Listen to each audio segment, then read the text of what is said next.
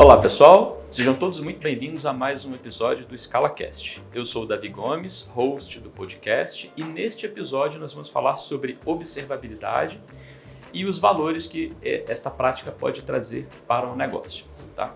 Mas antes de apresentar os convidados que vão me ajudar a destrinchar o tema de hoje, eu queria, mais uma vez, anunciar que este é um episódio patrocinado do ScalaCast. E quem patrocina o episódio de hoje é Alice, a plataforma de Data Science and Machine Learning da Scala, que facilita o desenvolvimento de diversos tipos de modelos analíticos, como segmentação, regressão, classificação, análises preditivas, séries temporais e recomenda ações prescritivas que são realmente execuíveis pelo negócio. Para saber mais, acesse o site da Scala em scalit.com.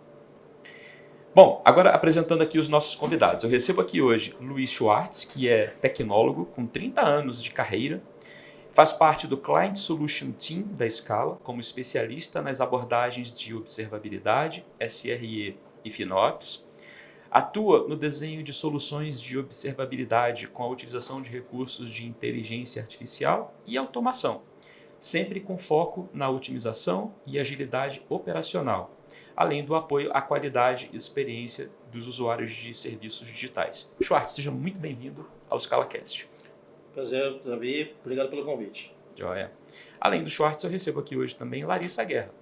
Larissa é bacharel em Sistemas de Informação pelo Centro Universitário ENIAC e está atualmente cursando pós-graduação em Machine Learning e IA.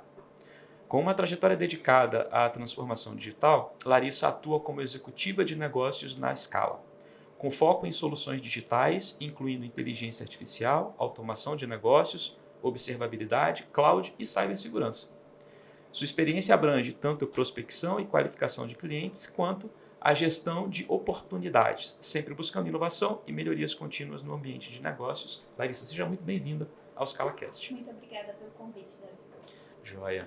Bom, e para a gente começar o tema, eu queria pedir para o Schwartz, né, fazer uma breve explicação aqui sobre o que é observabilidade para pessoas que talvez não estejam tão familiarizadas com esse termo. Você dá uma pincelada para a gente, Luiz, por favor? Claro, Davi. Observabilidade, na sua essência, é a capacidade de a gente entender o comportamento dos sistemas através dos dados. Colocando um exemplo um pouco mais prático na realidade das pessoas, eu gosto de comparar um pouco a observabilidade com uma consulta médica, né? Porque a observabilidade ela veio como uma evolução do nosso processo conhecido de monitoração de infraestrutura, de aplicações. Então, isso a gente vê refletido, por exemplo, numa consulta médica. Quando você vai num médico, ele faz alguns exames iniciais ali durante a consulta, como medir a sua pressão, sua respiração, exames básicos, que ele já consegue saber como que o seu organismo está, se ele está bem ou não tão bem assim. Perceber alguma coisa, uma percepção. Isso é a monitoração, você tem uma percepção se algo está bem ou talvez não. Mas o médico não consegue saber por que você está com alguma arritmia ou alguma questão na sua respiração. Para isso, ele vai te pedir uma série de baterias de exames para isso. Esses exames, o objetivo que o médico quer é extrair mais dados para entender o seu sistema, que é extremamente complexo. Então, ele quer mais informações para daí poder fazer uma análise e um diagnóstico. A mesma coisa acontece com a observabilidade em sistemas. Os sistemas são extremamente complexos, como o nosso corpo. Então, a gente precisa da observabilidade para extrair os dados enquanto as aplicações dos sistemas estão funcionando, para que, a partir desses dados, a gente possa compreender esse real comportamento do que está acontecendo. Boa, legal, Luiz. Bom, Larissa, já que o Luiz falou em consulta médica, queria que você explicasse para a gente assim, quais são as dores do cliente que não investe em observabilidade ou que até tem algum tipo de investimento, mas que não está conseguindo extrair valor da observabilidade. Perfeito, Davi. Diariamente converso com diversos executivos, né? E pelo que eu vejo, as empresas que atualmente não investem em observabilidade, eles possuem diversos desafios críticos em seus dias a dias. Por exemplo, no e-commerce, algo muito importante é a experiência do cliente. E quando há lentidão ou problema numa aplicação ou trava a página, problema de checkout, isso pode aumentar drasticamente, em até 70%, a taxa de abandono do cliente. Um outro exemplo também é a falta de visibilidade. A falta de visibilidade é um exemplo muito prático que temos, né? Vou dar um exemplo real, inclusive. Estava um dia conversando com um cliente, ele é um CEO de uma grande empresa, ele me falou, poxa, Larissa, ontem eu estava utilizando meu sistema, ali navegando e travou tudo.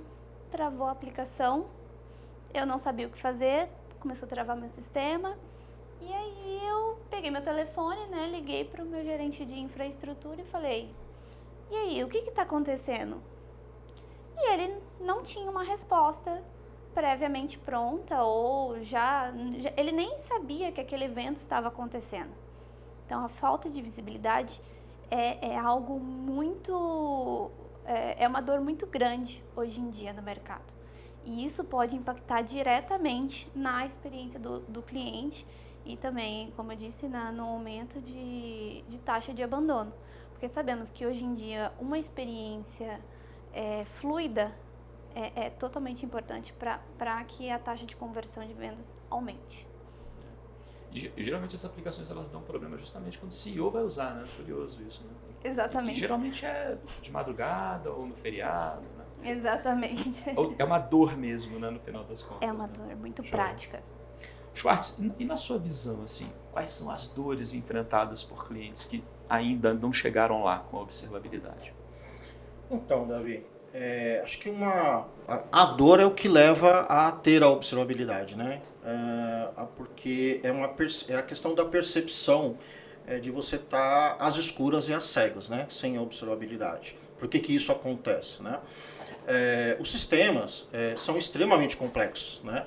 As aplicações, os serviços digitais hoje são muito simples para quem os usa ali na ponta como um cliente, como um consumidor, né? Você tem acesso na palma da sua mão ou no desktop, muito fácil de ser consumido, mas por trás daquilo tem uma arquitetura extremamente complexa, com milhares, milhões de componentes que têm um alto grau de dependência entre si. Então, é uma arquitetura extremamente complexa de se compreender, que se você não tiver observabilidade para trazer os dados de todas as camadas que estão acontecendo nessa arquitetura, você não é capaz de entender se as coisas estão funcionando bem ou se não estão bem, e principalmente não vai saber explicar o porquê. E aí, o principal dor ou a sensação, né, além de estar às cegas, né, no dia a dia, é que você cria um ambiente extremamente estressante dentro das empresas, né? Essa é uma grande dor. E por que estressante? Porque na hora que você não tem os dados, as informações à sua disposição, para poder entender corretamente quando tem um problema e qual o motivo desses problemas, você gera, na verdade, discussões entre áreas, entre equipes, entre pessoas, entre pontos de vista, onde entre todos os pontos de vista não existem ainda dados suficientes para confirmar aquele ponto de vista. Então, a ausência da observabilidade acaba causando essa sensação, então, no final, de você estar às escuras, de não saber o que está acontecendo, não ter precisão do entendimento das coisas e, portanto, você acaba trazendo um ambiente muito estressante dentro das empresas.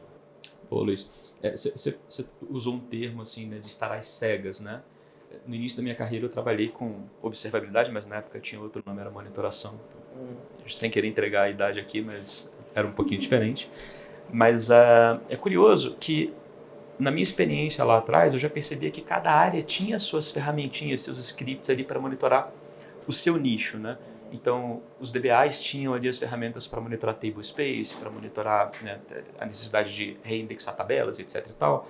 O pessoal de sistemas operacionais sempre tinha as monitorações de file system, o pessoal de rede sempre monitorando os links de comunicação, banda e etc. e tal. Mas, assim, é difícil porque esse é um dado de cada área e a empresa, no final das contas, fica sem a visão do todo, né? Que é um pouco do que você falou, né? Mas é claro que a gente está falando aqui de questões um pouco mais técnicas. Eu queria levar para a Larissa uma questão que é o seguinte, né? O investimento em observabilidade, Larissa, ele beneficia somente as equipes técnicas ou ele vai trazer também algum tipo de resultado para o negócio?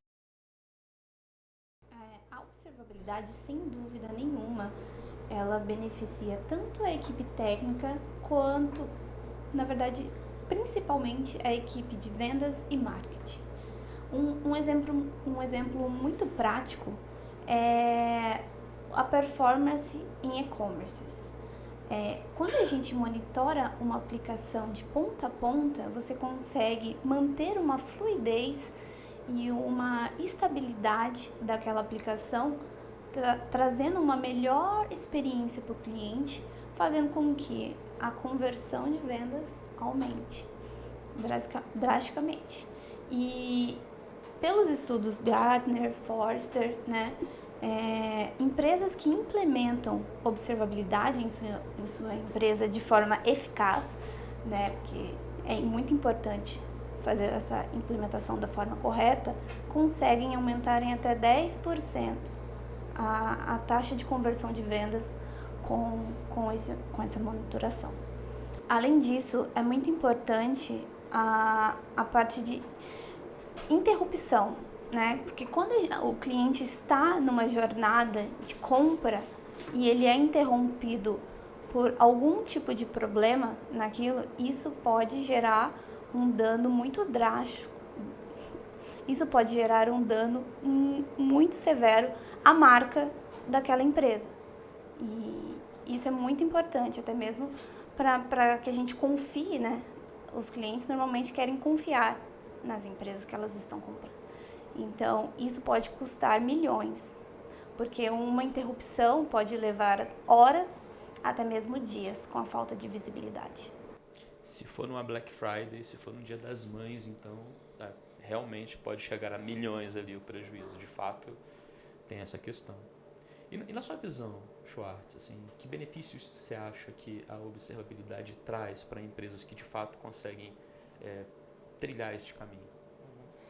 Acho que o principal fator, Davi, além do primeiro nível, né, que é ter essa visibilidade, que é de fato enxergar o que de fato está acontecendo, né, não, tanto numa visão de estrutura, quanto numa camada de aplicação, quanto a real experiência dos clientes lá na ponta usando aquele serviço, né, é você poder, com essa real compreensão, com essa real visibilidade, poder reagir rapidamente, porque agora você passa a ter, claro, com a inclusão de componentes de inteligência artificial, de machine learning, de analítica, para acelerar o entendimento do que está acontecendo, porque o volume de informação vai ser gigantesco, afinal estamos falando de uma arquitetura extremamente complexa, de muitas camadas, de milhões de componentes, então é muito dado para ser analisado, então você precisa de algum grau de automação e de capacidade de máquina de processar essas informações, mas você tem a capacidade, com o auxílio dessas tecnologias, de chegar nessas respostas e poder reagir rápido, quando os problemas são pequenos, são no início.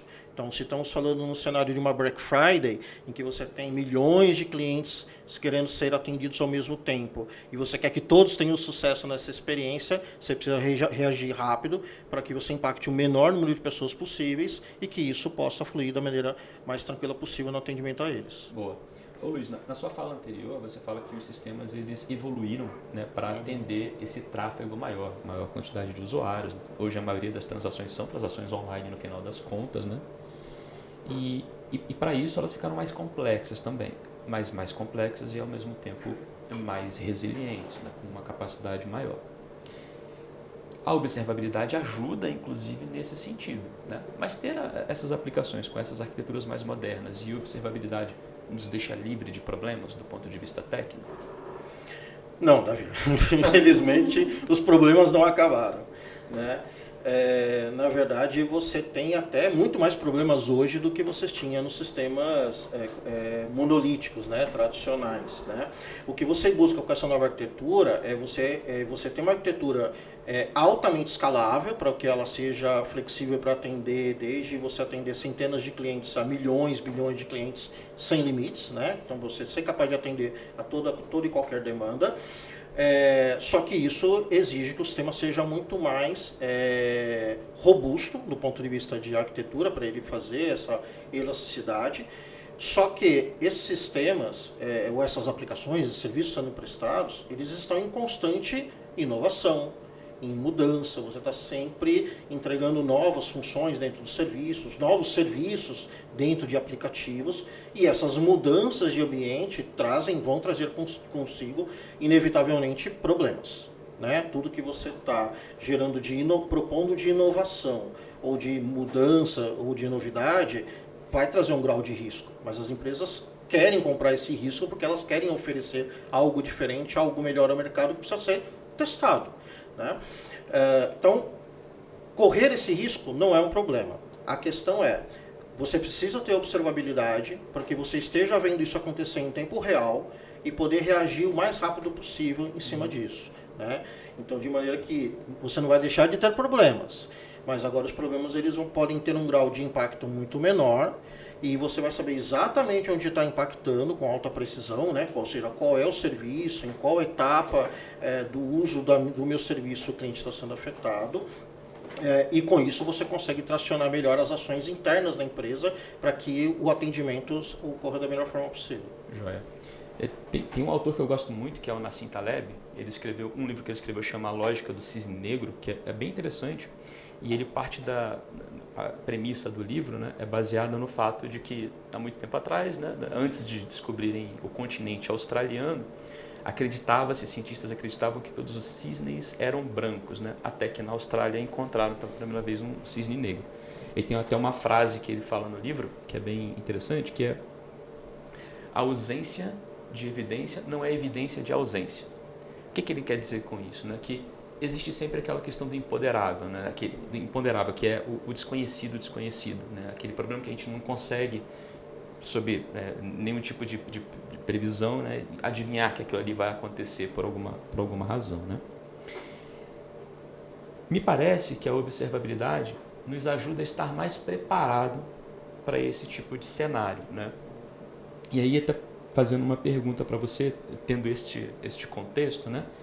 A observabilidade, ela hoje já ajuda a gente muito rapidamente a encontrar os problemas que a gente está tendo ali agora, né? Alarmística, no final das contas. Mas é possível ser proativo? É possível a gente olhar para frente com observabilidade? Sim, Davi, é possível. E nessa história, né,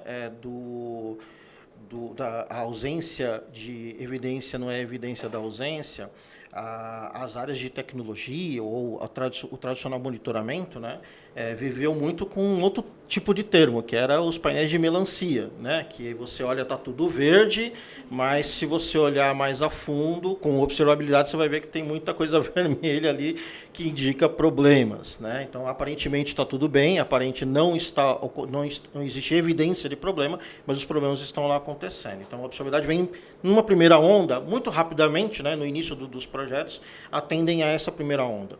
Agora, é muito importante, nas iniciativas de observabilidade, a continuidade dessa jornada de aprendizado, de identificar problemas, de se antecipar a problemas, de tentar de você prever quando os problemas vão acontecer. E como que isso é possível, né? A observabilidade, ela se trata de dados, né? De um volume gigantesco de dados que você vai guardar, e nesse primeiro momento, como eu acabei de explicar, uma parte mais alarmística, uma parte mais do tempo real, do que está acontecendo agora, para poder resolver o problema de agora.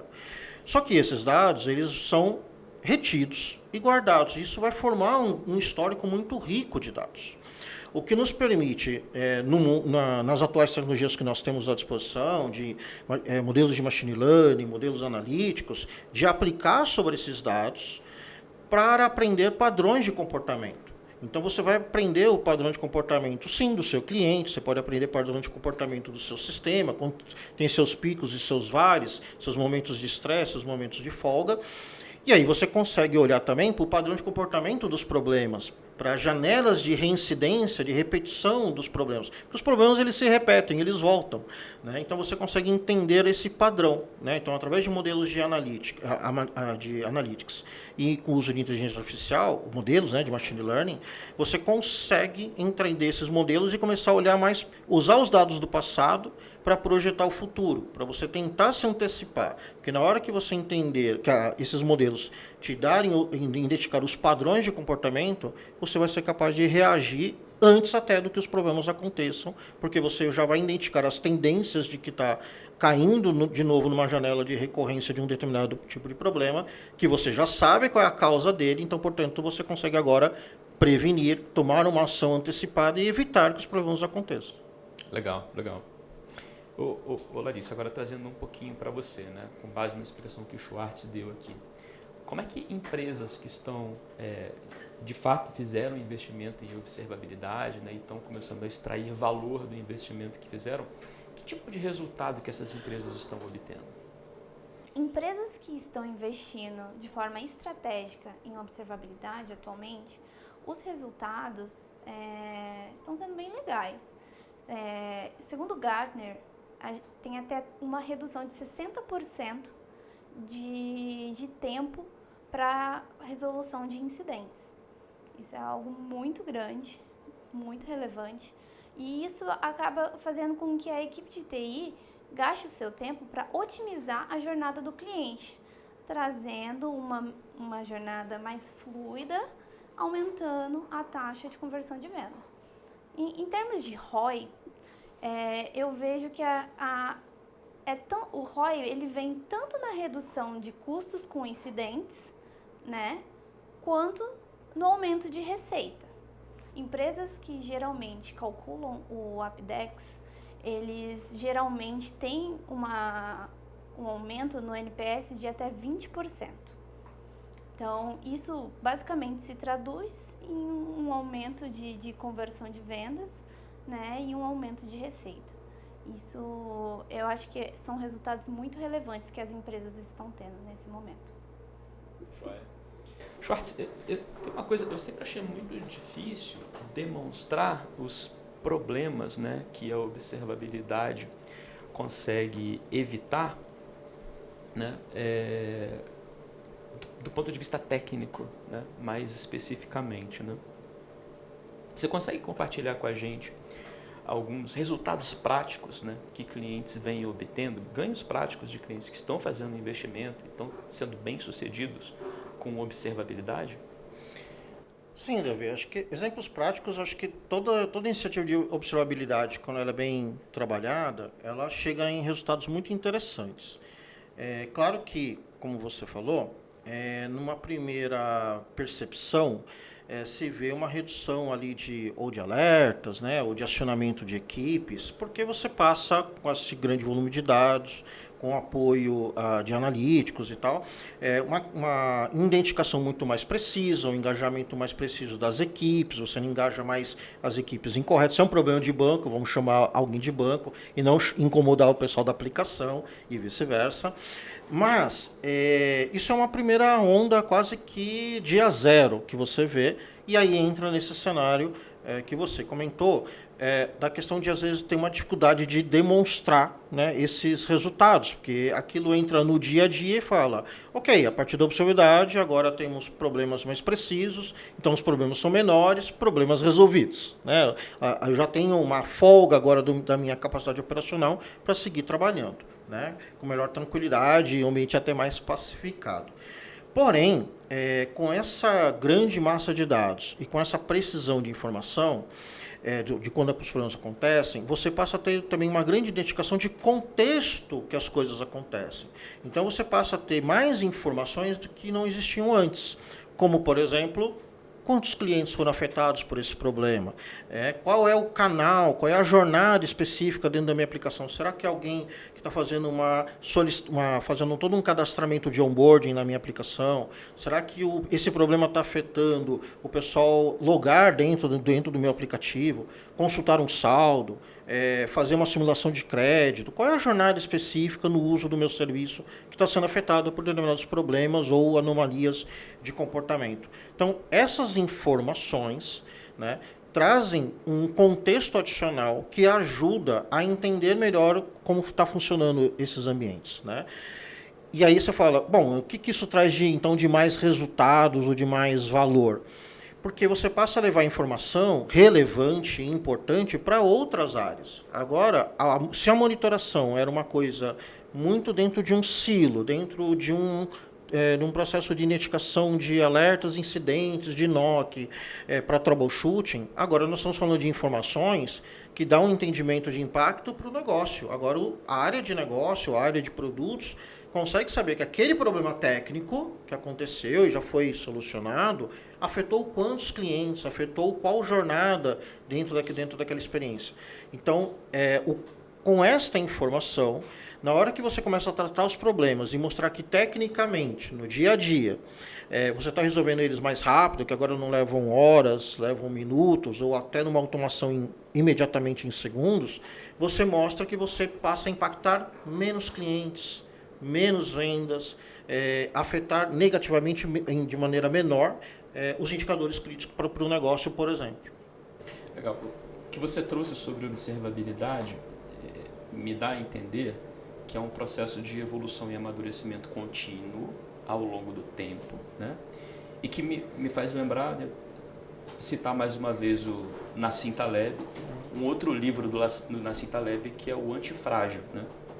Esse livro, a premissa do livro é que ele se propõe a explicar o que é o contrário do frágil, né? O que é o frágil? Simples, um exemplo prático, uma taça de vinho, você deixa ela cair no chão, ela é frágil, ela vai se quebrar ali no primeiro impacto, naturalmente, né? Ela não é muito resistente à pressão externa, no final das contas. E as pessoas tendem a entender o oposto disso como o que é robusto, né? Você pega ali o copo da Stanley, você deixa ele cair, ele não vai amassar de jeito nenhum, né? Então ele é mais resistente, até certo ponto, mas ele é mais resistente. Mas o que o Nassim Taleb defende como sendo o contrário de frágil é o antifrágil, que é a característica daquele sistema que, ao invés de se quebrar, né, mediante as pressões externas, ele se fortalece com as pressões externas, né? Aí o exemplo que ele dá no livro é a hidra, né, o ser mitológico hidra, que quando você corta uma cabeça, nascem duas e ela vai se tornando cada vez mais forte à medida que as pressões externas vão, né, atingindo. E a observabilidade parece que é o mesmo caminho, né? Ou seja, ao longo do tempo, a observabilidade, mediante os problemas que vão acontecendo, ela vai se tornando, né, cada vez mais eficiente no sentido de manter a informação necessária para que a gente consiga ter tantas aplicações quanto o negócio funcionando sempre dentro dos mais altos, elevados níveis de experiência de usuário, de performance e naturalmente de disponibilidade também, né? Nessa linha, levando e tendo em mente, né, até para a gente já ir caminhando aqui para o final do nosso bate-papo, né, tendo em mente que as aplicações e a infraestrutura de TI das empresas são organismos vivos que estão sempre em constante mudança e amadurecimento, né, quais são as dicas, né, que vocês deixariam, né, para empresas que precisam manter viva a observabilidade também, né? O que vocês dizem sobre esse aspecto? Acho que eu começo, que é a parte mais técnica. Com relação linkando inclusive com a parte do antifrágil, né? Parte pela questão dessa observabilidade viva, né? O que é uma observabilidade viva, né? Ou seja, que de fato ela acontece dentro da organização, tá? Observabilidade, o mercado entende inicialmente que envolve um investimento em tecnologia, que você vai precisar incluir tecnologia, seja na forma de ferramentas, seja na forma de modelos mais avançados de análise, né, em cima disso também. Mudanças de processos, obviamente, né, agora com essa nova cadeia de informações, de tomada de decisão em cima desses dados, os processos vão ser alterados, processos manuais vão se tornar mais automatizados. Agora, nada disso torna a observabilidade viva. Tecnologia e mudança de processo não faz a observabilidade acontecer. O que faz as coisas acontecerem na observabilidade é o que tudo faz acontecer dentro de uma empresa, que é pessoas. E pessoas envolve, como a observabilidade é uma prática, não vou dizer que nova, mas recente, ela existe um grau ainda muito grande de aprendizado e de jornada de adoção, né? Mesmo nas empresas que já o praticam, ainda tem uma jornada que a gente chama de jornada de maturidade. Para essa jornada acontecer, você precisa ter, né, pessoas dentro da empresa que estejam, primeiro, com conhecimento sobre a prática da observabilidade, ao que interessa a observabilidade para aquela empresa, Então, ela quer melhorar a qualidade do código, ela quer ter um sistema mais resiliente, né, mais consistente, mais tolerante à falha do que pode acontecer, porque os problemas vão acontecer, ou ela quer, inclusive, como ela pode apoiar melhor o negócio, como ela pode ajudar a atender melhor o seu cliente com seus serviços, né? Para isso acontecer, precisam de pessoas que conheçam essa prática, dominem adotem essas boas práticas dentro da empresa e funcionem como agentes aplicadores. Porque isso precisa permear todas as áreas da empresa, toda a cadeia produtiva de tecnologia, desde a área de desenvolvimento, teste, qualidade, ou seja, toda a etapa de pré-produção, antes do cliente ter acesso ao serviço, porque isso vai ajudar a aumentar a qualidade do serviço, né?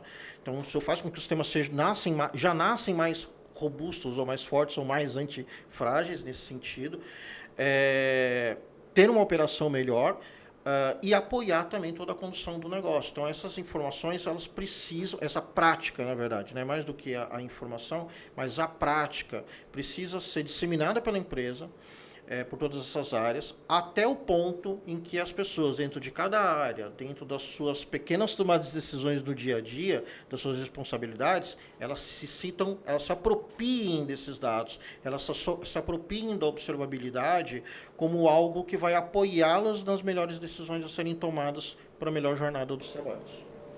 Boa, Luiz. Cultura, né? Isso. Boa. Perfeito. E uma das grandes vantagens da observabilidade é que ela evolui junto com o ambiente do cliente.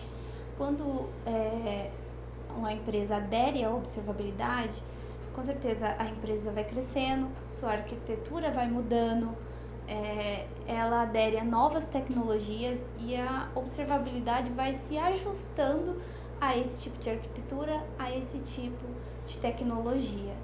E é muito importante, por isso que é muito importante ver a observabilidade como uma cultura a longo tempo, né?